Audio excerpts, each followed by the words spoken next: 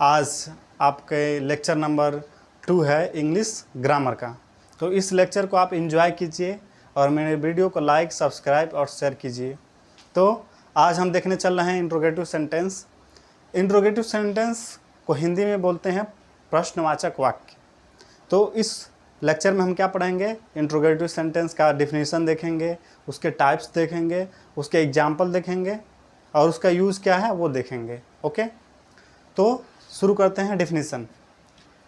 Definition कहता है कि it use to ask question, कि इंट्रोगेटिव सेंटेंस कुछ नहीं है, एक ऐसा सेंटेंस है जिसके द्वारा हम क्वेश्चंस को पुट करते हैं, क्वेश्चन को रखते हैं, प्रश्न पूछते हैं।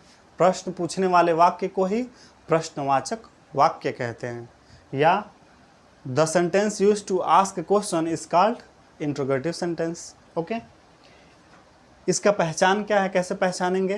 कि कोई भी अगर इंट्रोगेटिव सेंटेंस हो तो उसके लास्ट में क्वेश्चन मार्क अनिवार्य रूप से लगा होता है। तो it and with question mark. अगर इंट्रोगेटिव सेंटेंस है तो लास्ट में क्वेश्चन मार्क होगा ही होगा। ओके, अब देखिए, if answer comes in the form of S और नो। अब ये भी दो टाइप के होते हैं। ये क्या कह रहा है कि अगर हमको क्वेश्चन का जवाब यस या नो में मिलता है तो उसको सिंगल इंट्रोगेटिव सेंटेंस कहते हैं। ये अपने पढ़ने की दृष्टि से क्लासिफाई किया गया है। ऐसा कुछ होता नहीं है, लेकिन पढ़ने और पढ़ाने में आसानी हो इसलिए इंट्रोगेटिव सेंटेंस को दो भागों में बांट दिया गया है। एक तो वो कि जिसके द्वारा हम क्वेश्चन को पुट करें और उसका जवाब यस या नो में मिले, हाँ या ना में मिले। कि आपने खाया था, आपने क्या खाया था? तो कहेंगे ये खाए थे, पूड़ी खाए थे, सब्जी खाए थे। तो आप उसका जवाब दे रहे हैं। तो क्या आप गए थे? अगर ये क्वेश्चन पूछेंगे तो आप हाँ या ना में जवाब देंगे, हाँ या ना, नहीं गए थे। क्या आप पढ़ने गए थे? ये क्वेश्चन है। तो क्या इसका जवाब हमको कैसे मिल रहा है? या तो हाँ में मिलेगा या ना में मिलेगा। तो इस तरीके से प्रश्नवाचक जो क्वेश्चन होते हैं तो उसको बोलते हैं सिंगल इंट्रोगेटिव सेंटेंस। ओके, यदि आंसर किया जाए और हमारा क्वेश्चन का आंसर यस या नो में मिलता है तो उसको सिंगल इंट्रोगेटिव सेंटेंस कहेंगे। और यदि उसका जवाब मिलता है, बाकायदा एक आंसर मिलता है, एक्सप्लेनेशन मिलता है, तो उसको बोलते हैं WH टाइप क्वेश्चन या डबल इंट्रोगेटिव सेंटेंस। ओके, अब पहला है कि first yes no type question में क्या होता है? तो this type question arises if auxiliary verb come before the subject. यानी कि ये कैसे बनता है? फर्स्ट जो बता रहे हैं सिंगल इंट्रोगेटिव सेंटेंस, ये कैसे बनते हैं, इसका स्ट्रक्चर क्या होता है? तो जब आप ऑक्सिलरी वर्ब को सब्जेक्ट के पहले रख देंगे, उसके बाद वर्ब आएगा, उसके बाद ऑब्जेक्ट आएगा, तो ये जो फॉर्मेट है वो हो जाएगा हमारा किसका? सिंगल इंट्रोगेटिव सेंटेंस का। जैसे कि मान लीजिए यहाँ पे हम समझा रहे हैं, इसका समझ जाइए कि एक रूल टाइप का है कि सबसे पहले क्या रखेंगे यहाँ पे? Auxiliary verb plus subject plus main verb या वर्ब प्लस ऑब्जेक्ट और लास्ट में क्वेश्चन मार्क। तो ये जो फॉर्मेट हो गया, ये रूल, अभी हम रूल आगे लिखवाएंगे। ये बस आपको ये जो कहा गया था उसको एक्सप्लेन करने के लिए हम बता दिए कि ऑक्सिलरी वर्ब को पहले लिख देंगे, उसके बाद सब्जेक्ट लिखेंगे, उसके बाद मेन वर्ब लिखेंगे, उसके बाद ऑब्जेक्ट लिखेंगे। मेन वर्ब क्या होता है? जैसे घूमना फिरना, लिखना पढ़ना, सोना गाना, रोना धोना, ये सब मेन वर्ब है। ओके, और ऑब्जेक्ट जो कंप्लीट करता है सेंटेंस को।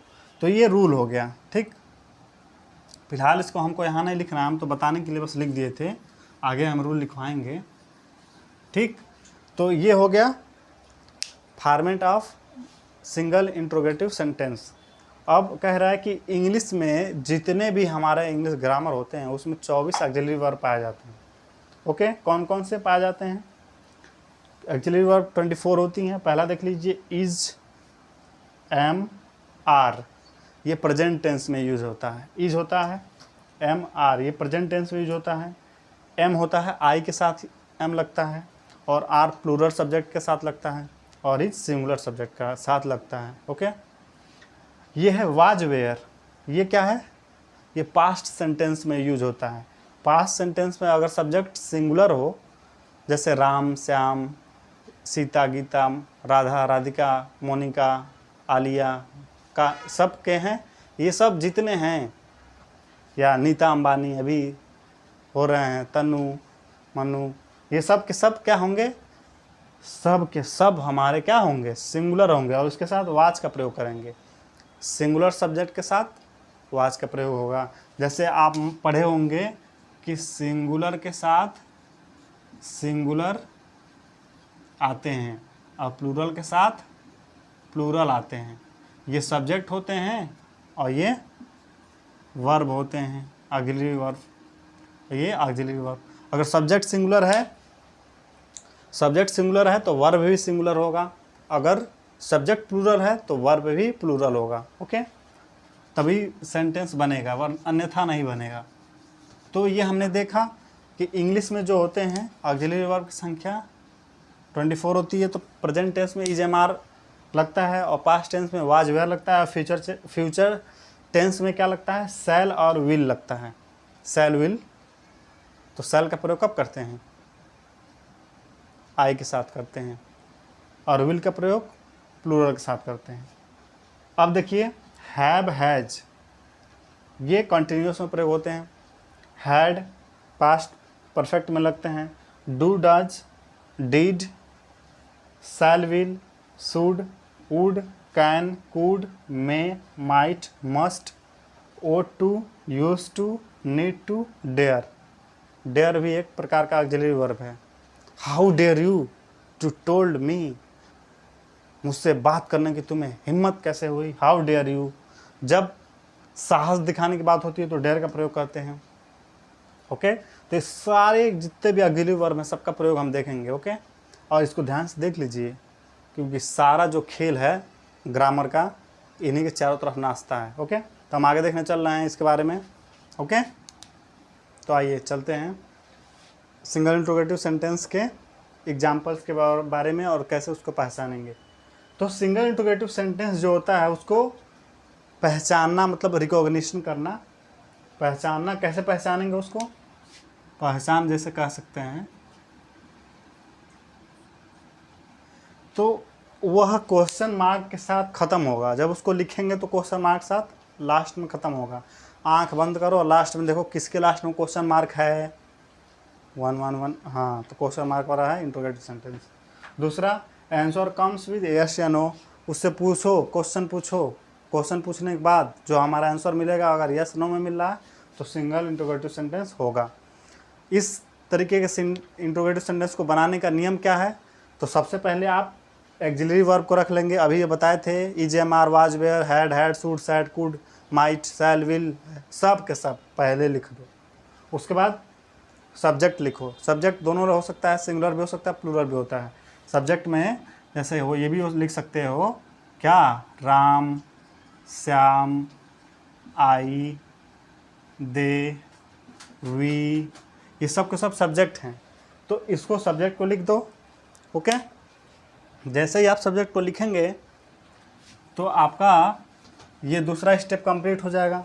उसके बाद क्या लिखना है, मेन वर्ब लिखना है। मेन वर्ब, अब सब्जेक्ट जो काम कर रहा है वो लिख दीजिए। जैसे कि सब्जेक्ट पढ़ रहा है तो रीडिंग, लिख रहा है तो राइटिंग, घूम रहा है तो वॉकिंग, अगर कहीं चीज़ पे चढ़ रहा है किसी ऊंचाई के ऊपर तो क्लाइंबिंग।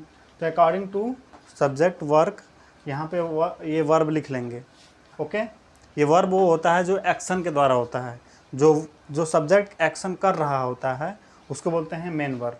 ओके, उसके बाद ऑब्जेक्ट लिख लीजिए, तो ये आपका कंप्लीट हो जाएगा रूल। ओके, तो हमने रूल लिख दिया सिंगल इंट्रोगेटिव सेंटेंस का। उसके बाद देखने चल रहे हैं हम double interrogative sentence. Double interrogative sentence क्या होता है दोस्तों, तो डबल इंट्रोगेटिव सेंटेंस ही है, वो कोई अलग से सेंटेंस नहीं है। बस उसमें अंतर इतना हो जाता है कि उसमें क्वेश्चन वर्ड आ जाते हैं, जिसको हम बोलते हैं WS टाइप क्वेश्चन। देखो लिखा होगा WS टाइप क्वेश्चन, यानी कि इसमें क्वेश्चन वर्ड आएंगे जो क्वेश्चन वर्ड से शुरू होंगे। अगर कोई इंट्रोगेटिव सेंटेंस क्वेश्चन वर्ड से शुरू हो रहा है, क्वेश्चन वर्ड कितने होते हैं, 9 हमारे बोर्ड पे लिखे गए हैं। ये 9 क्वेश्चन वर्ड के साथ अगर कोई भी वाक्य शुरू हो रहा है तो वो कौन सा वाक्य हो जाएगा, डबल इंट्रोगेटिव सेंटेंस हो जाएगा। और इस प्रकार के इंट्रोगेटिव सेंटेंस में हमारा जो जवाब मिलता है वो एक्सप्लेन फॉर्म में मिलता है, यानी कि एस नो में नहीं मिलता है, बाकायदा उसका कारण बताया जाता है। ओके, फर्स्ट है हु मतलब कौन, हु मतलब क्या हो गया, कौन। whom, whose, what, which, where, when, why और how। तो ये सारे चीज़ें जो हैं क्वेश्चन वर्ड हैं, जैसे 1 2 3 4 5 6 7 8 9, ये 9 जो हैं ये क्वेश्चन वर्ड हैं। तो अब हम देखने चल रहे हैं इस पार्टिकुलर क्वेश्चन वर्ड का कि क्वेश्चन वर्ड में कैसे प्रयोग किया जाता है। तो हु का प्रयोग कब किया जाता है, जब किसी से हम प्रश्न पूछते हैं तो हु का प्रयोग किया जाता है। ओके, जब प्रश्न पूछते हैं तो उसका हु का प्रयोग किया जाता है। ओके, तो अब देखते हैं डबल इंट्रोगेटिव सेंटेंस। तो अभी हमने देखा इसके पहले हु मतलब क्या होता है, किसको, हुज किसका, वाट क्या कौन सा, जैसे क्या खाए हो, कहाँ गए हो, क्या कर रहे हो, ये सारे जो प्रश्न पूछे जाते हैं तो ये वाट का प्रयोग किया जाता है। विच मतलब कौन सा कलर आपको पसंद है, कौन सा ड्रेस पसंद है, कौन सी नौकरी पसंद है, और कौन सी, समझ रहे हैं ना। वेयर मतलब कहाँ, वेयर मतलब कहाँ गए थे, मम्मी आती हैं पूछती हैं रात में कहाँ थे, नहीं पढ़ रहे थे दोस्तों के साथ, लाइब्रेरी में थे। तो ये वेयर का प्रयोग पूछा जाता है कब, प्लेस के लिए, स्थान के लिए। कौन से प्लेस पे थे, लाइब्रेरी में थे कि स्कूल में थे कि रोड पे थे कि बियर बार में थे, कहाँ थे। तो ये प्लेस पूछा जाता है कि आप कहाँ थे। वेयर का प्रयोग प्लेस पूछने के लिए किया जाता है। व्हेन चुपचाप आके सो गए, कब आए।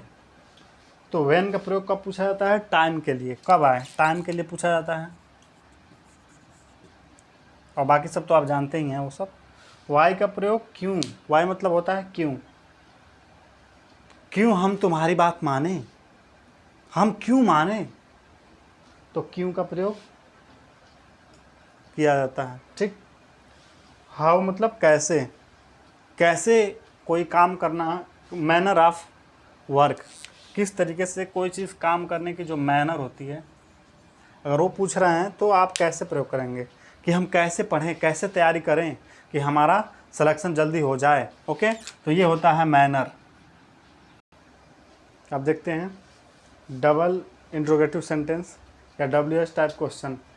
ओके, तो इसमें जो अभी हमने 9 बताए थे उसके अलावा कुछ और भी होते हैं जो इस प्रकार हैं।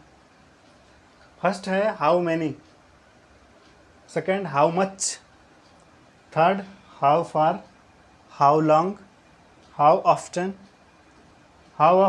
How many times, at what place, what kinds of, what types of, what sort of.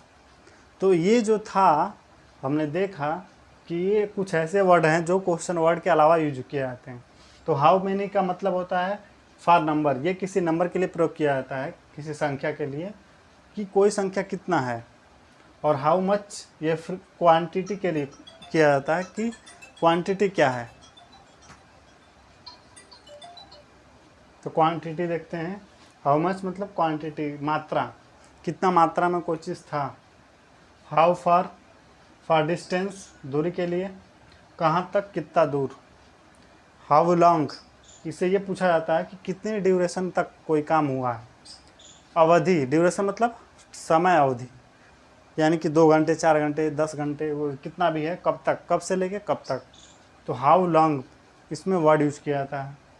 How often, for frequency, कितनी बार आप किसी चीज़ को पढ़ते हैं, वो आपकी क्या हो गई, फ्रिक्वेंसी हो गई। तो फ्रीक्वेंसी क्या बताती है कि किसी काम को कितना बार आपने किया है। How many time